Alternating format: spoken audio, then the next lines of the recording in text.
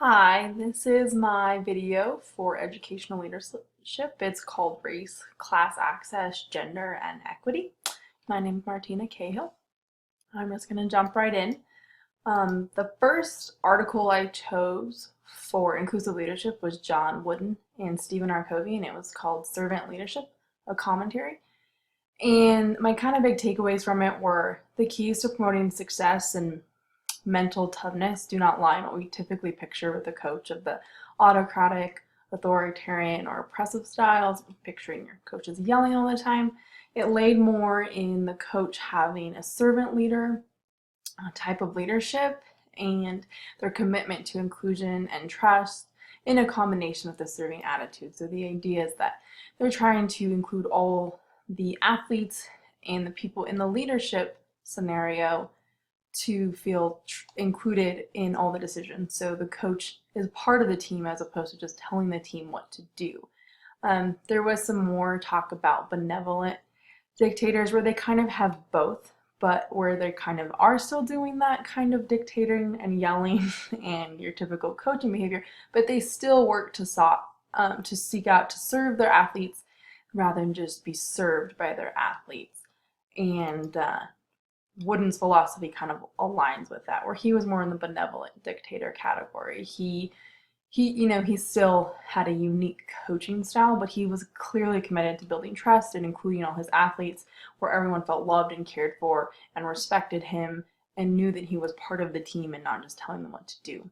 And he also emphasized the importance of having a serving attitude, especially when it came to making sacrifices for the good of team, which is what inclusive leadership is really about, is the greater good of the team.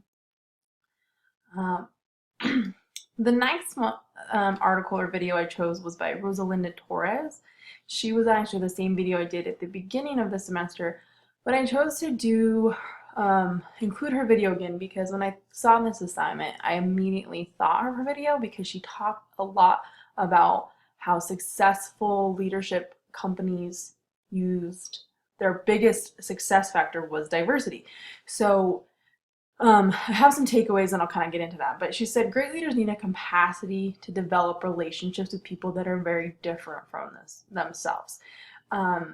That's huge because she says this creates a team that can come up with different solutions and they can have a lot of different ways of looking at things. But it means the team has to really build trust and connect with you despite how diverse they are.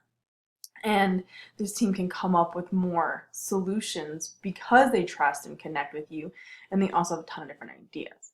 She also kind of went into how people who rely on the traditional methods really stunt your growth, and that you really have to be looking ahead, and not just looking ahead, but looking around corners, and not just reacting to situations, but really being prepared before they even happen. But their heads are never down. Those good leaders are always looking ahead, looking around corners, and they're really courageous, and they're courageous enough to abandon the past. And it kind of leads into how I can apply that to being a literacy coach, being a reading specialist. She poses these questions, and it's something I think that I always have to think about when I'm reading specialist, but she says, who are you spending time with? What topics are you spending your time on? Where are you traveling, and what are you reading, and how are you using this to fix discontinuities? But essentially, what are you spending your time doing? If we're not being diverse in who we're spending our time with, if we're not being diverse in what we're reading and who we're hanging out with and where we're traveling, we're not really committing to that inclusive leadership. We're just sticking with what we know.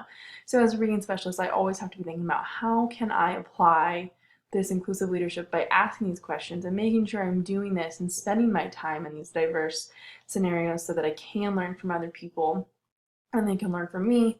And also students, thinking of the diverse needs of my students and how I'm spending my time helping them. And then this same video led me into our book, The Leadership Challenge. And I went to chapter 5 because it's all about enlisting others. And I think it really talked a lot about that diversity and inclusive leadership. But essentially, inclusive leadership is including everyone and all the stakeholders in the situation and how we can get them all to come to the table and contribute and they feel valued. So in chapter 5, they talk about 3 different things. and the first one was connect to what's meaningful to others. And I think that's really important. As a reading specialist, I'm going to be working with teachers and different students, and it's going to be really important to connect to what the teachers feel is meaningful and what the student feels is meaningful. Despite how much research I do or data I collect or the evaluation, I'm really going to have meaning for the student and the teachers so that they know why what we're doing is important and that it is meaningful. But I can't just do that by telling them it's meaningful. We have to really work together to figure out what's meaningful for all of us so that we can be successful and the student can be successful. And if we're all on the same team and have meaning and understand, then the goal will be clear to all of us, and we'll meet that success, have that success story because we're all connected to the goal. The next section in that chapter 5 is take pride in being unique. So that's perfectly aligned with that inclusive leadership, that everyone brings something different to the table, but that's a good thing because that makes us all more diverse in our thinking and our actions. And they use a really good example from the book.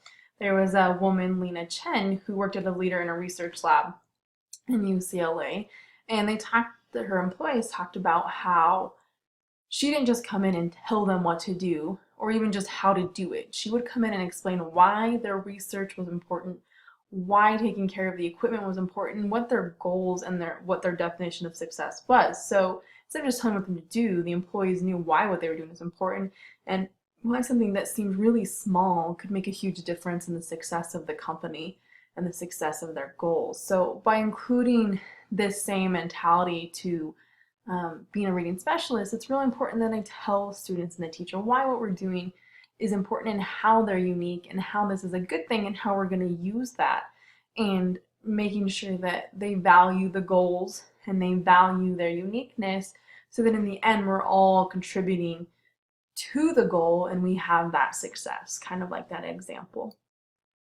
And then the last section in Enlist Others was align your dreams with other people's dreams. And I really like this because they used Martin Luther King Jr.'s speech, and they talked about why people are so enamored by what he has to say. They talk about how he appealed to people's common interests. He talked about his values, and it was vivid because people had lots of examples and people they could relate to, and they were able to relate to the examples, and so they could see the importance and why his dream was important to their dreams. He also mentioned children, which is perfect being a reading specialist because we all can relate to children and how they're kind of the future and that it's important to include them in our dreams, and we can all relate to children. And he made sure to talk about not just his children, but everyone's children and how it affects them. And then he knew his audience and he made connections to his audience, and he included everybody several times. I think it's really easy to include people in the initial stages or the end stages, but we really have to include, teachers and students throughout the whole process when we're being a reading specialist so that we're always aligning and connecting to them. And he also talked about the same idea in many different ways. So same thing, making sure we're really meeting the needs of students and aligning people's dreams by doing it in a bunch of different ways. And then kind of a couple last takeaways is Martin Luther King, he began with a statement of difficulties, but he really was positive about his hopes for the future. So I think that's just in education in general. There's some tough stuff that we're going to have to get through, but we can do hard things and we just have to stay positive and work through it. And I think making that clear to the students and teachers you're working with and showing that, there's going to be some stuff that's tough, but we can do it and we can be positive about it and work through it. And then the last thing is he went from I to we in his speech, which I think is huge in education in all areas, but being clear that it's a we thing. It's not just I or one or two people. The whole team has to be included and valued in working towards that same goal, and he did that in his speech. And then the last thing is, what are the challenges of inclusive leadership? So the challenges of an inclusive leader, I just think mostly come from our background. On paper and in theory, this is the ideal type of leadership, but based on, the articles and the video I watched in the textbook, this is great and companies and organizations use it. But if it was easy, everybody would be doing it, and everyone's not, because we do all have our past, and we do all have our preconceived notions, and we have all these experiences that influence us. It's hard to just let that go, and not even if we want to. It's just those things are there; they're ingrained in us. So we really have to work continually to think about, okay, I need to let go of the things that I know because it's easy, and I might have to do some stuff that's uncomfortable and hard. But that's the only way we learn, is when we kind of let go of that. I think that's the most difficult thing, is just our past. But that being said, this isn't easy, but it's not impossible. So if we commit to this type of leadership of including everyone and making everyone feel valued, I do think that it is doable and that it can be extremely effective. And that's my video for leadership class. Thanks.